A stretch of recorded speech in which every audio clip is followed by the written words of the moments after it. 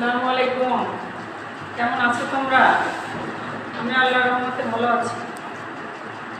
আজ আমি তোমাদের দশম শ্রেণীর ছাত্রছাত্রীদের নিয়ে আলোচনা করব বাংলা দ্বিতীয় পত্র। বাংলা দ্বিতীয় পত্র অধ্যায় চতুর্থ। তোমরা চতুর্থ অধ্যায় বের করে বসো। আমি চতুর্থ অধ্যায়ে কারক সম্পর্কে আলোচনা করব।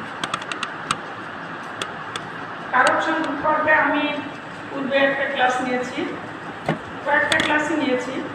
কারক সম্পর্কে আলোচনা করছি, কারক ছয় প্রকার আলোচনা করছি। এখন আজকে আমি আলোচনা করব অপাদান কারক সম্পর্কে।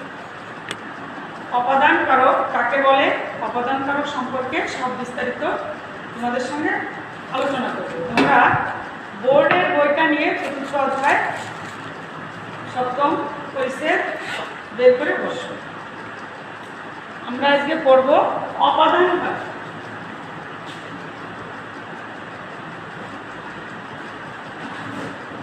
অপাদান কারক, অপাদান কারক সম্পর্কে বলবো। আর আমাদের কারক সম্পর্কে পড়তে গেলে আগে বিভক্তিটা অবশ্যই মুখস্থ রাখতে হবে। বিভক্তি মুখস্থ না থাকলে কারক নির্ণয় করতে পারবো না। এই জন্য আমাদের বিভক্তি আছে আমাদের 7 প্রকার: প্রথমা, দ্বিতীয়া, তৃতীয়া, চতুর্থী, পঞ্চমী, ষষ্ঠী, সপ্তমী। আমাদের এগুলো বিভিন্ন ইস্যু আছে। তোমরা এগুলো নিশ্চয়ই দশম শ্রেণীর ছাত্রছাত্রী ওগুলো পারো, মুখস্থ করছো এবং সবসময় ওটা মনে রাখতে হবে। কারণ বিভক্তি যখন কারক নির্ণয় করতে গেলে বিভক্তি চিনতে হবে, বিভক্তি মুখস্থ করে বিভক্তি চিনে কারক নির্ণয় করতে হবে। যেমন আমাদের অপাদান কারক সাধারণত সব বিভক্তিই হয়, পঞ্চম বিভক্তিটাই বেশি হয়। পঞ্চম বিভক্তিতে আমাদের কি আছে? হইতে থেকে চে, হইতে থেকে চে।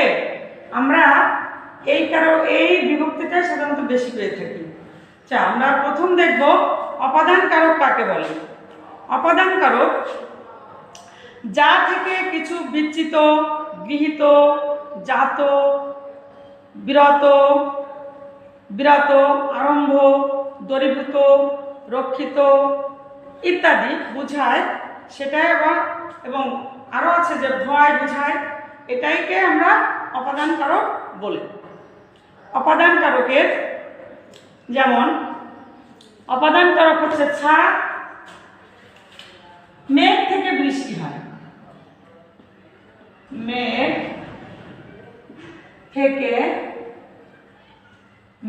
থেকে বৃষ্টি হয়,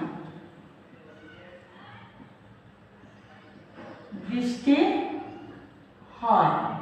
দেখো বলছে মেঘ থেকে বৃষ্টি হয়, এটা হচ্ছে আমাদের অপাদান কারকের উদাহরণ। এখানে বিভক্তি কোনটা? বিভক্তি আছে থেকে।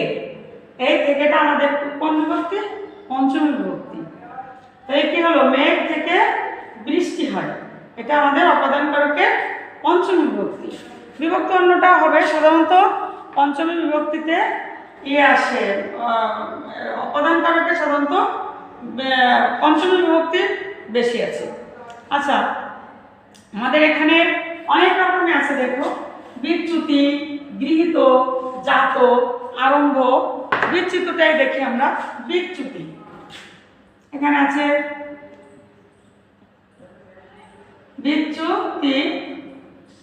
বিচ্যুতি, তাই না? তারপর আছে গৃহীত,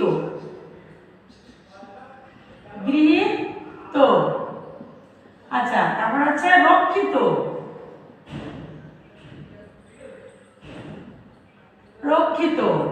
তারপর আছে জাত, বিচ্যুত, গৃহীত, রক্ষিত, জাত, দূরীভূত, আরম্ভ দূরীভূত,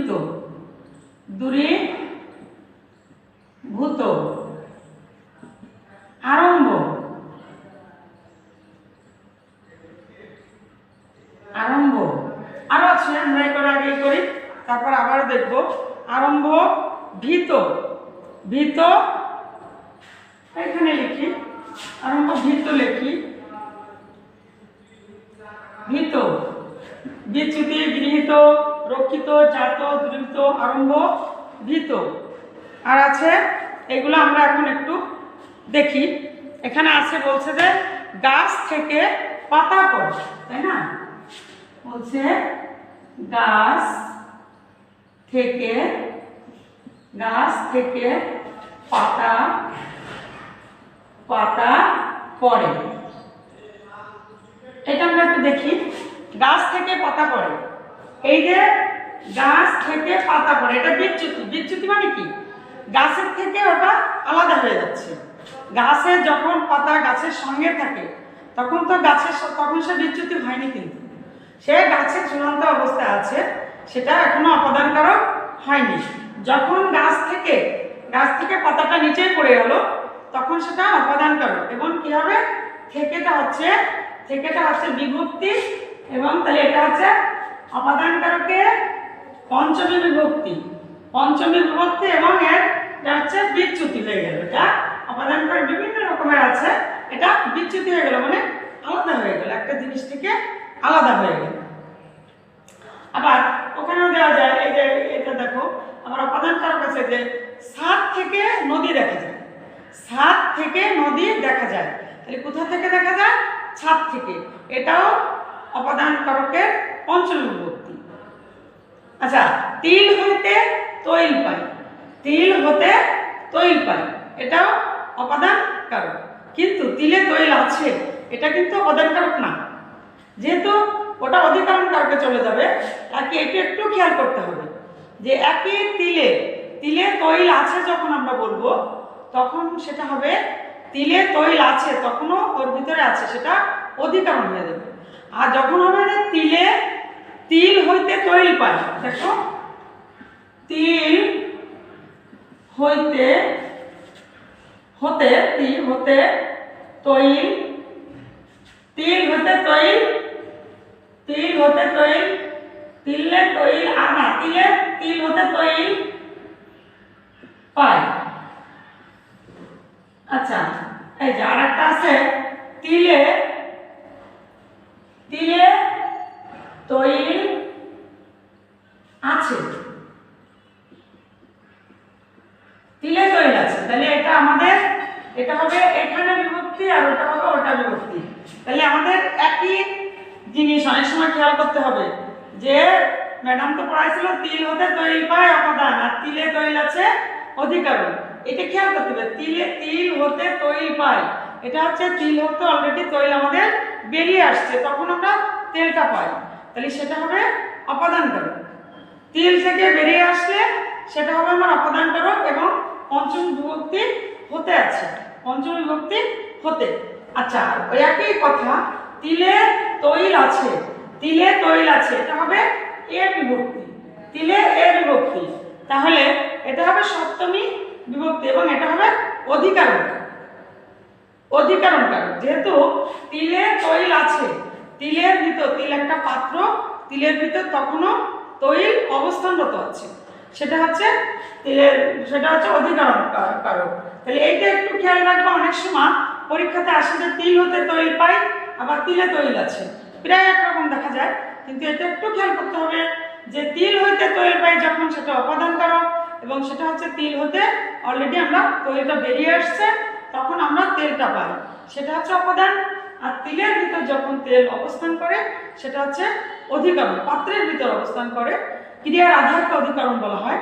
তাই তিলের যে খোসার ভিতর ছোট্ট একটা পাত্র মনে করতে হবে, তখন তার ভিতর তিলটা আছে, সেটা হবে অধিকরণ। তাহলে আমাদের এই দুটো উদাহরণ দিয়ে নিজেরা একটু খেয়াল রাখবে, এটা আমাদের খেয়াল রাখতে হবে আমাদের নিজেদের সুবিধার্থে। আচ্ছা, এবার হচ্ছে গৃহীত। যেমন দুধ থেকে ঘি পাই, বা দুধ থেকে দই পাই, দুধ হতে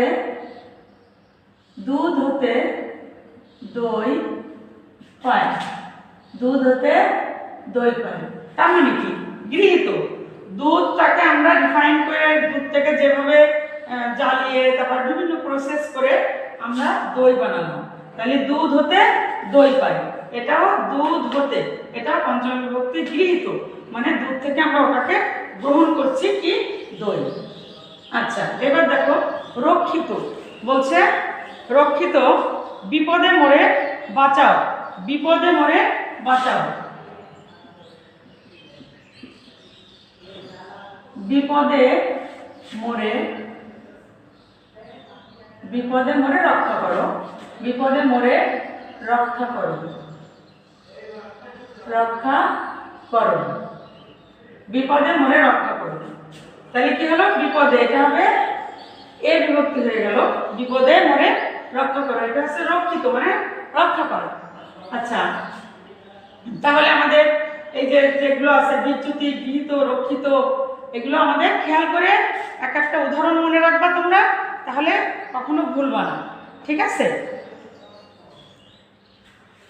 আবার জাত, জাততে, জাত থেকে আমরা পাবো যে কি থেকে, যেমন খেজুর রসে গুড় হয়, খেজুর রসে গুড় হয়, বা জমি থেকে, জমি থেকে আমরা কি পাই, জমি থেকে ফসল পাই, জমি থেকে ফসল পাই,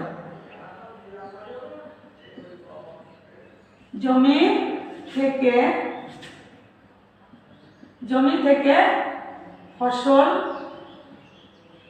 ফসল পাই, জমি থেকে ফসল পাই, এটা তাহলে এটা হয়ে যায় পঞ্চমী বিভক্তি, এটাও পঞ্চমী বিভক্তি হয়ে গেল। দূরীভূত, দূরীভূত মানে কি, দূর করে দেওয়া, সরিয়ে দেওয়া, তাড়িয়ে দেওয়া, এটা হচ্ছে দূরীভূত। তাহলে কি হবে, দেশ থেকে পঙ্গপাল চলে গেছে, দেশ থেকে পঙ্গপাল চলে গেছে, এটা বলা যায় যে দেশ থেকে মানে দেশ থেকে, দেশ থেকে, দেশ থেকে শত্রু চলে গেছে, যাই হোক দেশ থেকে শত্রু, দেশ থেকে শত্রু মুক্ত হয়েছে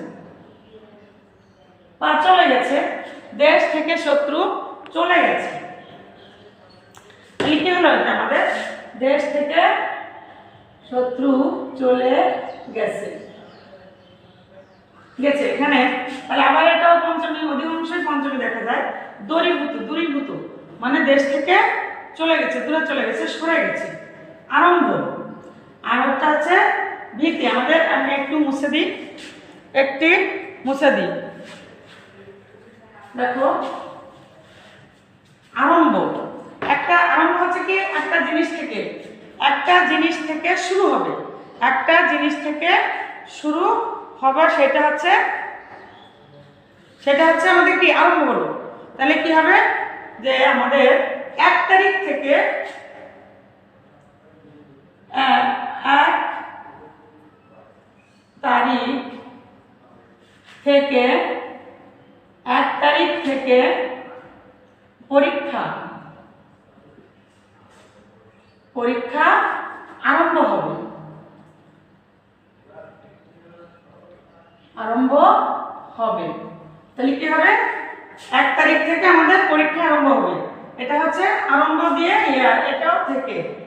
ভীত, ভীত মানে কি ভয়, আমরা ভীত মানে সবাই জানি ভয়, সাপকে আমরা ভয় পাই না, এটা মুছে দিই, সাপকে আমরা ভয় পাই না, সাপকে ভয় পাই, শিয়ালকে ভয় পাই, বাঘকে ভয় পাই, তাহলে কি হবে, বাঘকে ভয় না পায় কে, বা সাপকে ভয় না পায় কে, ইত্যাদি। এখানে লিখি বাঘকে ভয়, বাঘকে ভয় পায় না কে, বাঘকে ভয় পায় না কে, তাহলে কি হলো বাঘকে, এটা হচ্ছে এই যে কে বিভক্তি হলো, এটা হচ্ছে কে বিভক্তি, কে বিভক্তি আছে দ্বিতীয় আর চতুর্থ, এবং দ্বিতীয় চতুর্থ একই একই রকম। যাই হোক, আমরা তাহলে অপাদান কারক সম্পর্কে, অপাদান কারক কিন্তু ভালো, অপাদান কারক সোজা আছে, এটা মনে রাখতে সুবিধা। আর দেখবা যে যখন পরীক্ষাতে আসলে তোমার একটা উদাহরণ, সাধারণত বেশিরভাগই হয় যে পঞ্চমী বিভক্তি সাধারণত বেশি হয়, তারপরেও তোমরা দেখবা এইগুলো মুখস্থ করতে হবে, বিচ্যুতি, বিহিত, জাত, রক্ষিত, জাত, দ্রবীভূত, আরম্ভ, ভীত, বিচ্যুতি, বিচ্যুতিও আছে, একটা বিচ্যুতিতে দিয়েছি। এইগুলো মুখস্থ রাখলে আর এর সঙ্গে এক একটা উদাহরণ মনে রাখলে তোমাদের সুবিধা হবে, নিজেদের বুঝতে সুবিধা হবে, মনে রাখার জন্য সুবিধা হবে। তুমি পরীক্ষার হলে ভুলে গেলে যে এই জিনিসটা কি, তোমার একটা উদাহরণ যদি মনে থাকে সেই উদাহরণকে দিয়ে তুমি একটু চিন্তা করলে আর একটা যে পরীক্ষাতে যেটা আসছে সেটাকে তুমি বের করতে পারবে। কি পারবা না? পারবা, ইনশাল্লাহ পারবা। তোমরা এখন বই থেকে একটু পড়বা এগুলা। অপাদান কারক আমরা প্রথম যে বলছি, অপাদান কারক কাকে বলে?